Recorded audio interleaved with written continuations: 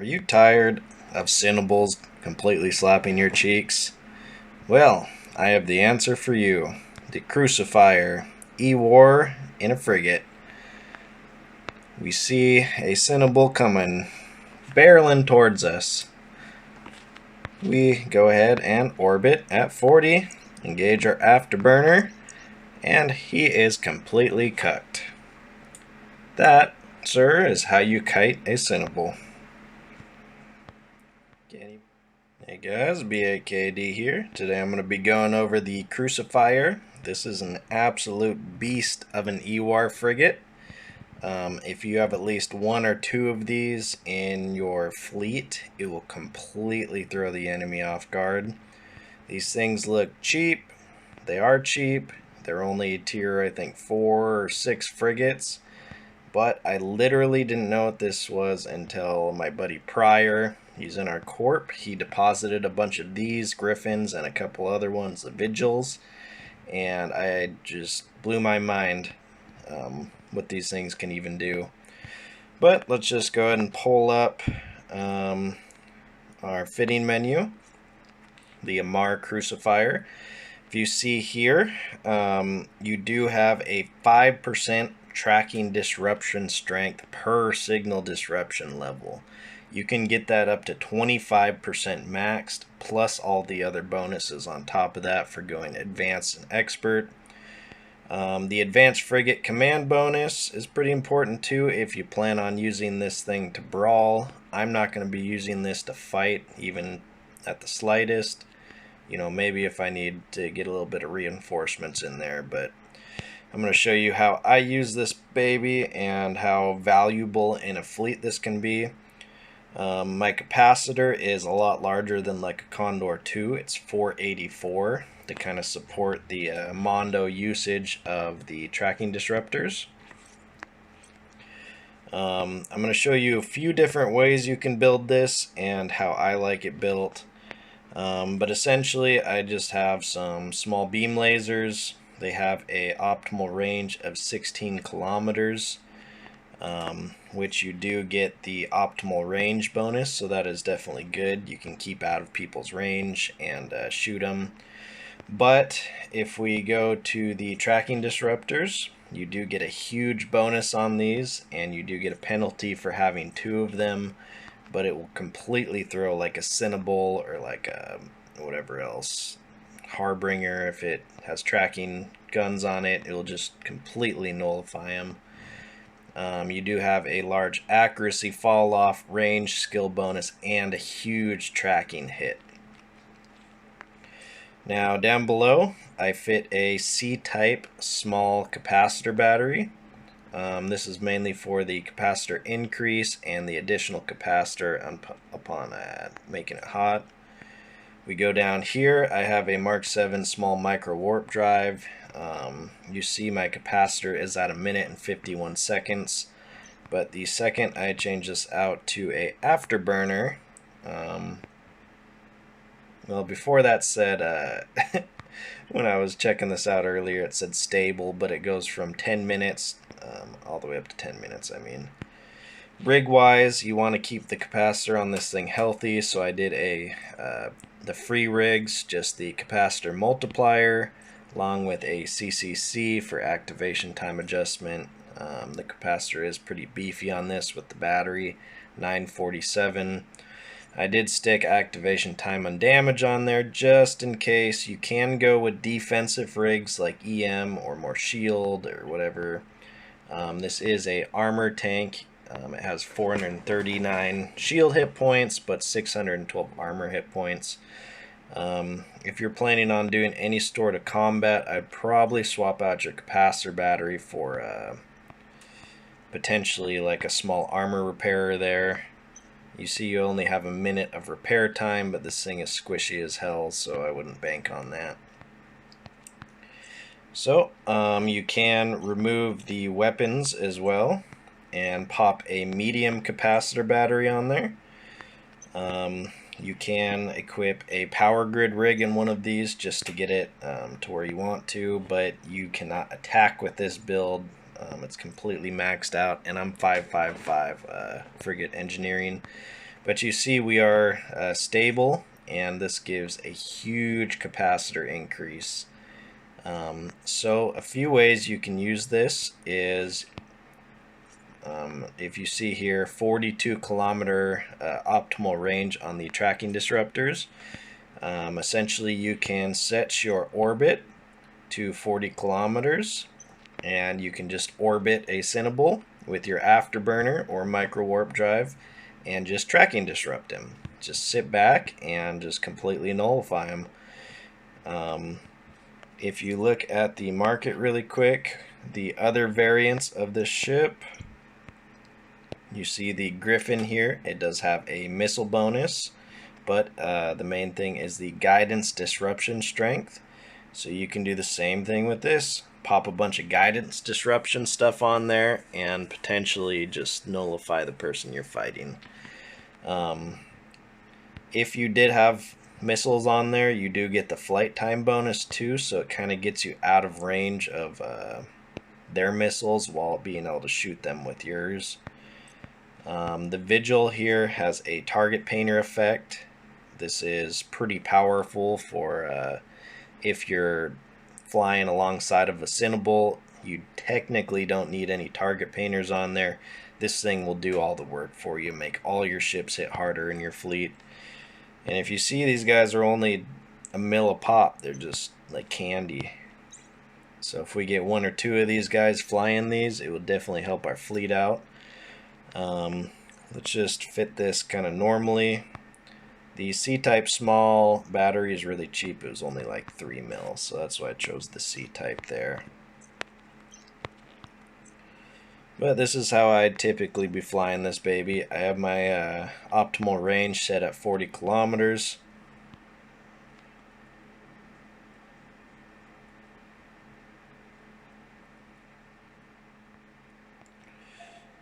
Now I'm just going to pretend like we are in a battle. I'm going to go to a medium anomaly at 40 kilometers here. Now I can be logged in on 2 accounts with this, because you pretty much don't do anything on this ship with this build. I have a afterburner just for capacity management. But yeah, I will orbit this guy. So we will lock and orbit. Now let's see how fast we're going. Not too entirely fast, 1500 meters a second. But at 40 kilometers orbiting somebody, it's really hard for people to even catch up to you. So yeah, I'll pop my capacitor battery, pop these, completely nullify whoever I'm attacking, and AFK. I will hop onto my main account and start fighting the battle. So I can pretty much just leave this guy AFK, set my tablet down, and go to my other computer. It's a pretty cheap way to do it. The Ewar is extremely strong on this ship, even just being a small frigate like this. But yeah, that's a great way to go into a fleet battle. Now the other option, of course, you can orbit at your lasers there and have a chance of getting hit. You have 16 kilometers. I'm gonna just do like 15 there. Should be able to hit. And you're tracking disruption and just start lobbing them off. These things don't do much damage. About 500 a volley, which isn't too bad. 400. So I am taking some damage, but I have no way to repair my shield or armor. And it also uses your capacitor shooting your lasers. So it can do damage, it can help out breaking someone's shield if you need it, or if you need backup, or just another meat bag just to go in. But I would be out at the 40 kilometers completely AFK. I know not many people want to be out at 40 kilometers just disrupting somebody. That's why I recommend doing this on like an alt account and just flying it in, parking it 40 kilometers out, and when a big target comes in, you just kind of tracking disrupt them in AFK. So our capacitor is doing fairly good. Got our capacitor battery back up. By the time my capacitor drains on this, I think the person will be pretty dead. So I'm currently in a fleet, which makes this fairly usable as well. I am basically just orbiting my buddy, and I'm tracking disrupting the loyal succubus and the phantasm, causing less damage to be done on the rest of the fleet there. So I'm just going to go ahead and orbit him and just kind of pop those, and I'll sit back and relax. Hopefully this will help these guys out a little bit.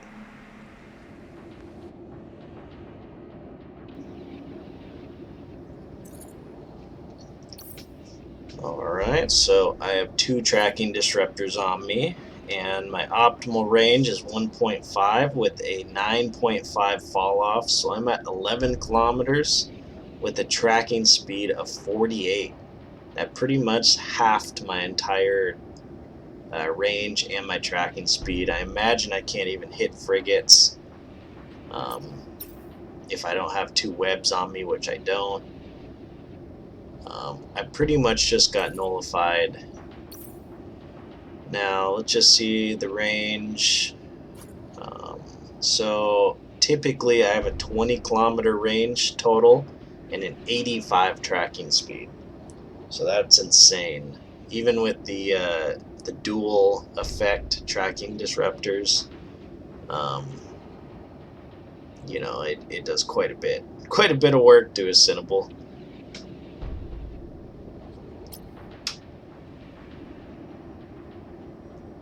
Now let's see, let's go ahead and engage just one. Wait for it. Now that isn't too bad, so even with one, my range is 14 or 15 kilometers at 62 tracking speed. So that's not too bad. I think the important thing with this Crucifier is having 2 equipped does the most damage, especially being 40 kilometers out. I can't even touch him, and he's just doing work to me. Well, overall, the Crucifier is an extremely valuable ship in fleet warfare. You get one of these, a Griffin, and you just, you know, slap them in the back lines and just have them disrupt the valuable targets or the high DPS targets, and you completely nullify them. This ship only cost about $1 mil, so even if you have your alt rolling in one of these just following you around, you can orbit them out at 40 kilometers and pretty much just disrupt whoever you're fighting. You can put a guidance disruptor on here too, but the value I think is with 2 tracking disruptors. If you saw on that Cinnabol, it completely nullified him, especially anything within about 11 to 12 kilometers and under. You can bring this out and attempt to fight in it. It can sort of speed pink. It goes 1500 meters a second, and I think 3800 meters a second with the micro warp drive. The micro warp drive will chew through your capacitor, so you have to somewhat manage it. Even with the capacitor battery, it does chew through it. In the dead space I just disrupted all of the elite mobs, the phantasms, and the succubus, just to assist on you know, lightening the damage a little bit. But I literally AFK'd this guy, auto locked those 4, and just engaged my tracking disruptors on each of them. The whole dead space we did, I pretty much was 50% cap, and I didn't run dry, so it definitely did help while I was focusing on my Cinnabol and just banging out the elites. But yeah, overall I think this is a great ship, and I hope you guys try it out too. But yeah, I'll see you on the next one. Peace.